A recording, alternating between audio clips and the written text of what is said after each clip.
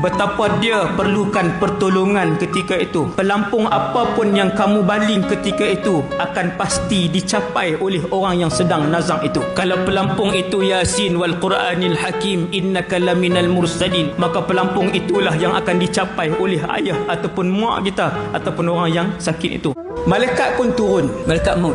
Dia sendiri tak tahu siapa dia nak mati hari itu. Setelah Allah panggil, wahai malakul maut, hari ni ada berapa sekian. Ambil senarai nama mereka berserta dengan tempat mati, berserta dengan jam. Malaikat maut pun tengok. Lalu dia pun turun. Satu hamba Allah ni dia mati pada pukul, kita kata contohlah pagi 9.33 pagi. Dia mati waktu duduk tengah tunggu bola atas padang. Malaikat maut tengok 9.33 padang Polimas. Saya buat contoh. Itu contoh. Kata Rasulullah, kalau orang tu orang yang baik, mati dia husnul khatimah, maka malaikat pun main kat dia. Kita buat contoh mati atas katil lah, senang. Apabila malaikat maut main masuk dalam rumah tu macam yang kamu tengok, takkan ada seorang pun yang tahu malaikat maut telah sampai dalam bilik itu. Ayah kita duk sakit, malaikat maut dah sampai kerana lagi beberapa minit. Dalam rumah apa berlaku? Dalam rumah macam biasa, di ruang tamu duk main game, ada yang pegang handphone, ada yang isap rokok di luar, ada yang tengok TV, ada 7-8 orang duk masak. Ayah kita, Tok Wan kita duk sakit. Ramai tak orang main rumah? Ramai.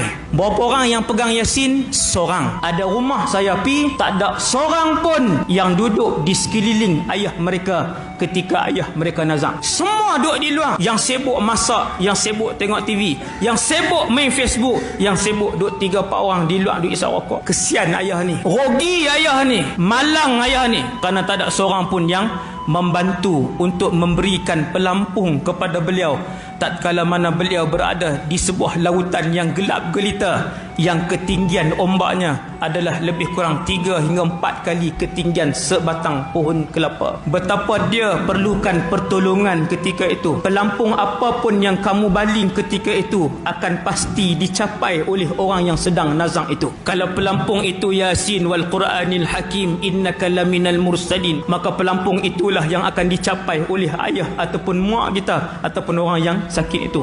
Tetapi sekiranya pelampung yang dilemparkan ketika itu adalah bunyi muzik yang haram, tayangan TV yang lara, ataupun sembang dan hilai ketawa, dekat je yang nazak duduk dalam bilik, di ruang tamu duduk bergelak ketawa, hak itulah yang dia akan capai. Bila dia capai yang tu, maka dia pun tenggelam ketika itu. Rugi dia. Cerita ni adik-adik sekalian, saya akan tengok, kamu semua akan tengok. Hampa percaya ke, hampa tak percaya ke, benda ni hampa kena tempuh. Kerana alam ini ada penciptanya, alam ini ada undang-undangnya, mau ataupun tidak. Kata Rasulullah, roh orang-orang soleh sudah lama merindukan Allah, roh orang-orang baik sudah lama merindukan Rasulullah. Sebab tu kadang-kala dia dengar Quran, mengalir air mata dia. Kadang-kala dia mendengar alunan zikir, mengalir air mata dia. Mengalir air mata dia ketika dia melakukan ibadah itu adalah tanda kerinduan dia kepada Allah dan Rasulullah. Nabi kata, orang yang bila rindu Allah ni, roh dia senang keluar. Malaikat maut pun panggil, ya